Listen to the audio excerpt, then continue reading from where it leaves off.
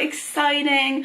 I love Halloween. It's so nice. I even have my Halloween nails. And so this week I wanted to do something to celebrate the occasion, and I was like, how am I gonna combine Halloween with feminism? And guys, I have just the trick. We're gonna be talking about witches. Now, like, I knew that there was a feminist perspective there. I've read, you know, bits here and there. So I was like, I have the idea, but oh my god, so interesting. Oh my god, honestly, like, I was like reading and researching and whatever, and like, it's just crazy. So basically, this week I want to talk about the kind of the historical depiction of witches and how it kind of still is around today and still kind of gets into our kind of popular culture, or even just the way we talk about things, and it's so interesting. So let's jump right in. Woo! So first of all, as we all know, it's very much still a term that's used today. Like, witch hunt is used everywhere.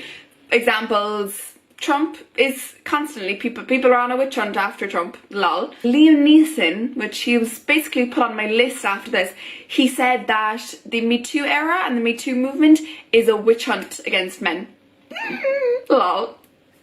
Hillary Clinton is constantly being called a witch. There's constantly memes and like pictures of her like superimposed on a witch's body or whatever. Julia Gillard, do you know her? She's a bit of an icon. She was the former Prime Minister of Australia. Again, constantly represented as a witch. So it's still very much a thing that's used. And then Margaret Thatcher, when she was Prime Minister, obviously she wasn't very liked. Her, when she died, it was like, ding dong, the witch is dead. Oh my god. And I was thinking, I'm like, oh my god, when Hillary Clinton dies, they're going to do that exact same thing, and it's going to be so unoriginal and so expected, and everyone's going to think they're so smart, and I'm just going to be like, ah. But it's still very much a thing today, and it's so interesting to look back, and when you look at it, like, witch trials and everything have a very gendered history, and it's fascinating. So some stats and some facts for you. Back in the day, about 80% of the people who were accused of witchcraft in Europe were women. So it was around 80%. Then, randomly enough, Russia, it was around 95 to 100% of the people who were accused of witchcraft were women. A lot of the notions around where this kind of stems from apparently is from Adam and Eve. So Eve obviously took the apple or whatever, I barely even know the story, and apparently then that was, you know, like the original sin, and she's just like the worst person in the entire world. So that was kind of used then to show that like women are more susceptible to demonic influence and they're the weaker sex and we're just evil. That's basically a good bit of kind of where the rationale comes from for treating women like this is from Adam and Eve, like beyond. I personally think it was just a bit of an excuse to treat women like shit, but whatever. And so it's really interesting when you go back and look at the reasons why women were accused of witchcraft. A lot of times it was simply just being unfeminine. So cursing, being older, not being pretty, being, you know, basically not acting within the gender construct at the time, being overly sexual, which is just the worst thing that you could ever do, of course. And it's so interesting as well in terms of like the older women thing, because if you look at kind of representations of witches nowadays, like pictures, they always seem to be old, they're always haggard, they have like boils on their faces or their green skin, and it's really interesting because, oh, it's so interesting, there's so much to learn.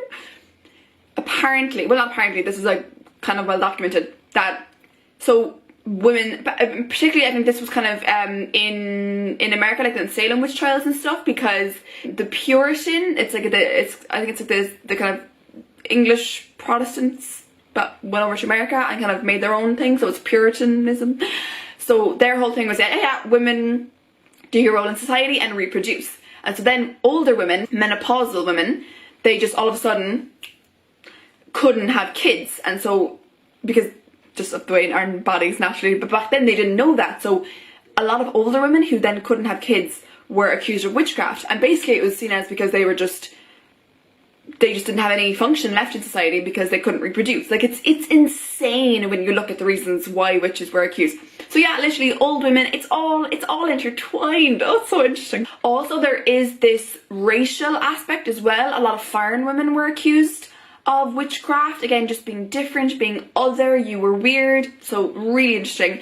And then basically, yeah, if anyone died around you, you could be considered a witch. So like, and as well, just yeah, if you just were not acting within what you were meant to do as a woman. And it's so interesting now because women now still today are punished for not acting the way we should. And there's this set gender roles, and if you don't act within them, you're punished. It's so interesting how it still continues today, just in a different way.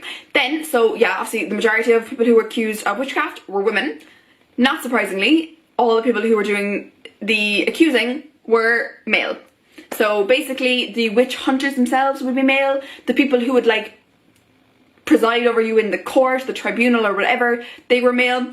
Although there are a lot of reports of like other women would report you as well. So other women who, basically it's internalized misogyny, but it's back in the day. They didn't like women who were questioning the status quo, who were being different and were, you know, making life difficult for them. So it would be both men and women accusing women of witchcraft. It's so interesting. Random fact, Joan of Arc apparently was tried as a witch. Basically because they were like, oh, Joan of Arc couldn't have done all that stuff on her own or whatever. She, you know, is shit and must be a witch to be able to achieve that kind of stuff. Oh my goodness.